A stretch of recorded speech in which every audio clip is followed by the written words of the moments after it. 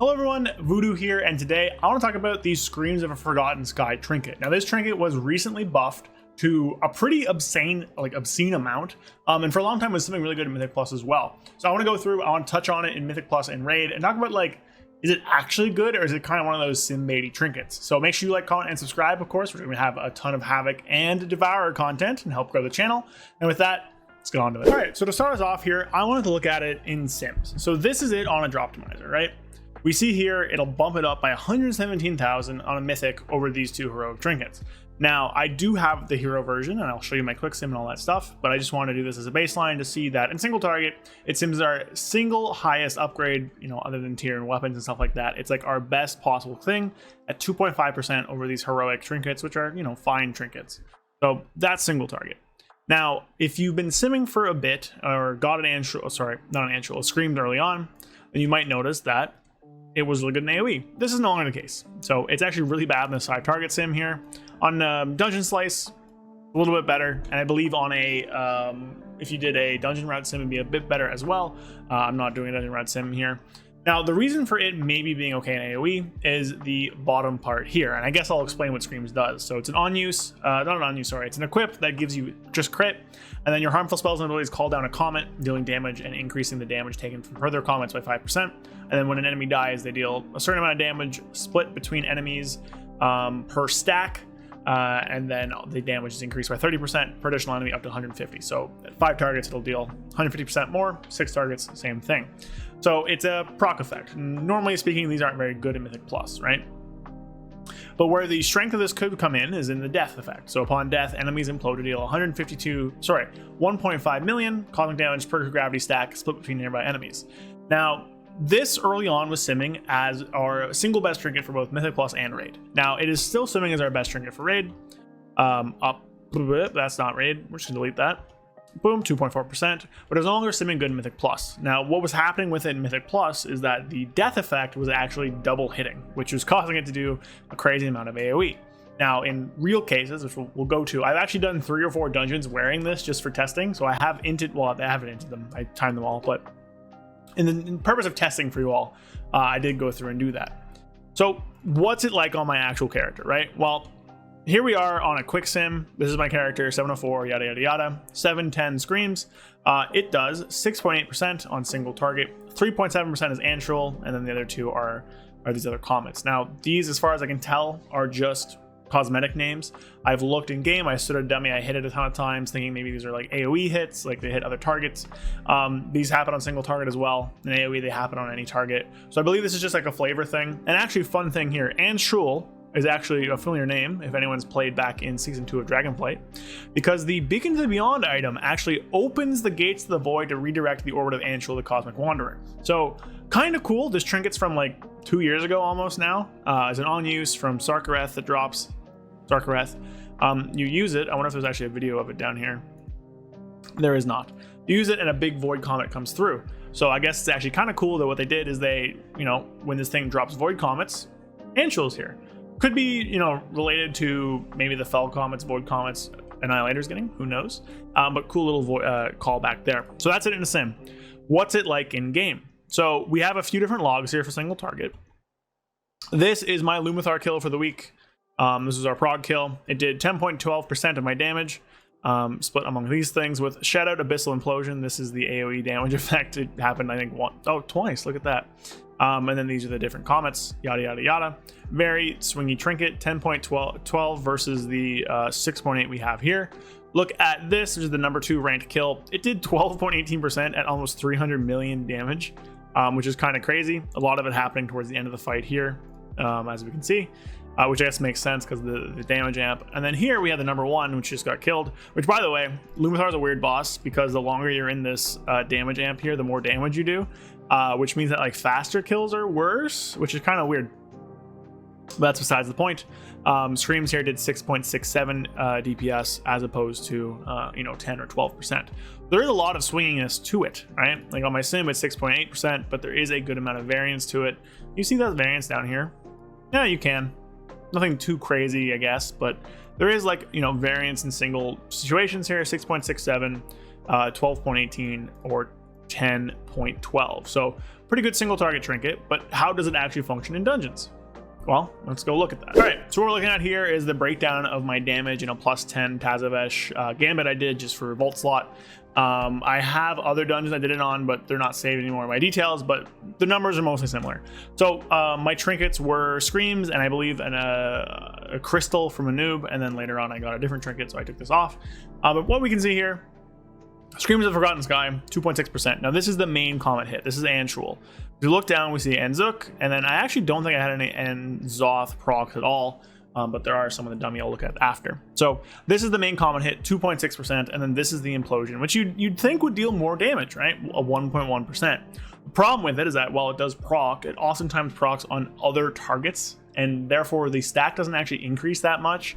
Whenever your target dies, you get like one, like one stack to kill, as opposed to like 15 or whatever, right? So it's a lot better if you're stacking on one target and that target dies and you know, like explodes and everything. But overall 2.6, 1.1, and then down here we have 0.4%. So roughly at like 4.1%. Now for a trinket that doesn't give agility, that's really bad. The big thing here is that this trinket is a critical strike trinket effect, right? Or others like this Soleil's gives me 6,000 agility. Agility very good for scaling your damage. This gives me a very low amount of secondary stats, which is not as good. Now I also did some dummy testing here. I was on Kelpfist for about 3 minutes, and on that fight we see Screams did 3.6%, Screams did 3%, and then Anzuk did roughly 1.8%. So on this one it actually did, you know, a good bit more. 6.6, and then 1.8 is going to be, it's like midnight when I'm reporting this, so like 8.4 or something like that. Could be right, yeah, I think 8.4 is about right. So 8.4%, almost 10% on this dummy, which means, you know, pretty decent. But again, it doesn't have primary stat, which is going to be a big negative to it. So while it is good in single target, it really doesn't get that good if you're hitting multiple targets, or if the mob, or if you're in like AoE or something like that, or if there's downtime, because these stacks actually can fall off. So would I recommend you using this, and if so, where? I would, but there's a few bosses you want to use it on, and a few that like I really wouldn't use it on. So let's cover that now. So first things first, please don't use this in Mythic Plus. As I've shown, it's not very good. It's not an agi trinket, so it's even worse than it seems on details, because you're not increasing the damage of your other abilities. But let's talk about where to actually use it. I think Plexus Sentinel is a mighty fine boss to use it on. You only really fight these guys for like 5 seconds on Mythic, and on the other difficulties they're not there. And it's a long enough first boss where it can stack up, so I think it's fine. Lumithar's is another boss where I think it's pretty good. It can go bonkers in the second phase where it takes 33% increased damage. I believe it's 33%. Yeah, 33% in Mythic. I believe it's 50 on lower difficulties, actually. Can I check? Oh no, 33, and then is it normal? Is 50% on normal? No, it's all just 33. Okay, I'm stupid. Anyways, very good here. You stack it up in phase 1, and then in phase 2, you know, you're going to take advantage of it if you get lucky, like I showed you on those things. Soulbinder is one where I don't think it's that good, but it's like totally fine because you fight just this guy a lot. There are a lot of ads that show up, but most of the time it's like 2 ads and they immediately die. And then in the intermission, they don't get that much value, but if you have it, it's fine. I wouldn't use it. I think like Ritual Forge or other procs are better, but it's totally playable. And then we get to the rest of these fights. Fractalus, I think, is very good on, and you know, it's just a single target boss. The rest of them, please don't play this trinket. Forge Reaver Raz has so much different ads you have to fight. There's echoes you have to kill. There's collectors you have to kill. There's these attendants you cleave in the intermission. There's the orbs you're cleaving on the whole time. There are a lot of different targets for cosmic whatever screams to actually hit. And on top of that, you're actually off boss for a bit. I think he gets immune during the intermission phase when you're far away from boss, stacking on something else. Not very good there. Soul Hunters, you're fighting 3 targets at once. You're fighting the Devourer spec, you're fighting Havoc, and you're fighting Vengeance. So 3 things at once. Generally not going to be very good for stacking it. Nexus King in P1 and P3. That's not P3. Where is P3? You can't see him here. P1 and P3. Yeah, it's just him. That's solid. But the thing with that is that in P2, it's both him and the dragon. So there's 2 targets there. And the intermission of P2, you go and you fight the platform ads, of which there are like 5-6 ads there, and your whole job is to just kill the Titan. So it's not very good for doing that. And then in P2 intermission second, the damage amp, again, you're fighting the dragon mostly, but the guy's still there. He can actually soak the orbs, which will get immune. So you don't really want to play it here because, you know, you're going to hit multiple targets and it just won't be that good. Again, I would recommend a Raz probably for the damage amp, but other trinkets work as well. And finally, Dementius. So Dementius in P3, there are no other targets to hit. It would be very good. In P1, there's mostly no other targets to hit. It would also be very good. P2, it's very bad because you're hitting a lot of other targets. So realistically speaking, it'd be a pretty good P3 damage trinket, which is obviously, as we just saw, I'm recording this after Liquid's world first kill. P3 damage is important. Now the problem with that is that while you might think it'd be good on this boss, and I think it honestly probably would be if you're not worrying about P2 damage, P1 Dementius and P3 Dementius are different bosses, if that makes sense. So a few specs in this game actually stack stuff on bosses, right? I believe Arms Warrior does it, Screams would do it as well. Anything with a very long duration buff would stack up over time, and then you trigger it at once for like a big hit. The thing with that is that he actually clears himself of everything going from P1 to P3, because it's not like in other like bosses where they, you know, go to low health, heal themselves back up at the same boss, like on Saladar. The mobs themselves between P1 and P2 are completely different. So he like basically goes fully immune, clears himself of everything, and then respawns. So you actually lose all your stacks of everything, right? You actually do kill that first boss, and then a second one is there in P3, which means that you actually don't get any value from this. So, well, the trinket does sim very good. Realistically, it's only useful on the first few bosses and then on Fractalus. On top of that, it's also from the end boss, so you can't even get it on Myth before you kill Dementius. So while the trinket's strong, I don't really think it's as good as, you know, it makes itself out to be. It's not very good in Mythic Plus. I wouldn't use it there at all. It's not as good as you think in Raid, because again, it doesn't have agility, but you know, it can be good for parsing on the first few bosses and on Fractalus, but it's really not going to be that valuable in the last two, Soul Hunters or Araz.